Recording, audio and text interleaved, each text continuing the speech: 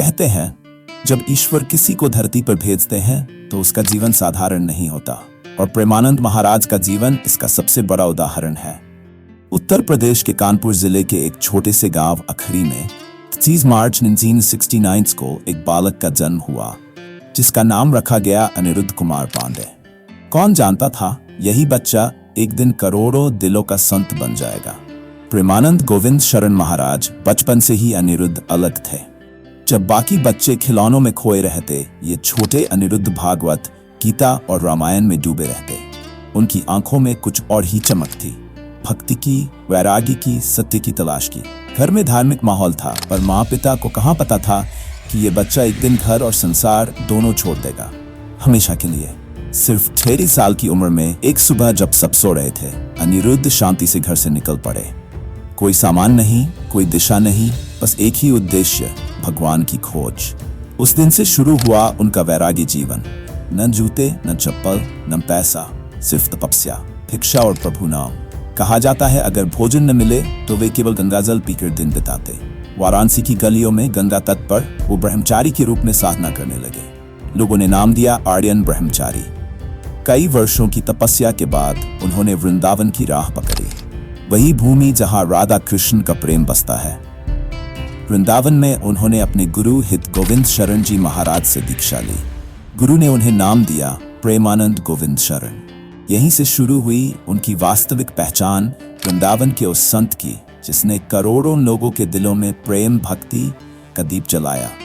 धीरे धीरे महाराज ने श्री हित राधा केली कुंज आश्रम की स्थापना की। वहां दिन रात भजन कीर्तन, प्रवचन और राधा कृष्ण की महिमा गूंजने लगी। लोग कहते हैं महाराज का भक्ति भाव इतना गहरा है कि जब वे कथा सुनाते हैं तो आंखें नम हो जाती हैं और मन अपने आप शांत हो जाता है। वे हमेशा कहते हैं भक्ति का अर्थ है त्याग नहीं, प्रेम से ईश्वर को पाना। पर जीवन सिर्फ आराधना नहीं था, परीक्षा भी थी। कुछ वर्षों पहले प्रेमानंद महाराज को किडनी की गंभीर बीमारी हुई। दोनों किडनी खराब हो गई। डॉक्टरों ने कहा डायलिसिस के बिना जीवन असंभव है, लेकिन महाराज ने कहा जिसने जीवन दिया है वही रखवाला है। आज भी वे डायलिसिस पर है, लेकिन उनकी मुस्कान, उनकी ऊर्जा और उनका प्रवचन किसी को महसूस ही नहीं होने देते कि वे बीमार हैं। उनके 5 विशेष शिष्य, जिन्हें लोग 5 पांडव कहते हैं, हर घंटे उनकी सेवा में लगे रहते हैं। इतना ही नहीं, जब उनकी तबीयत बिगड़ी तो सिर्फ हिंदू ही नहीं बल्कि मुसलमान भाइयों ने भी उनके लिए दुआ मांगी। लखनऊ की दरगाह पर चादर चढ़ाई गई। मदीना में सूफियान नाम के युवक ने उनके स्वास्थ्य के लिए प्रार्थना की। ये दृश्य पूरे भारत को जोड़ गया, धर्म की सीमाओं से ऊपर उठाकर। फिर एक दिन विवाद उठा।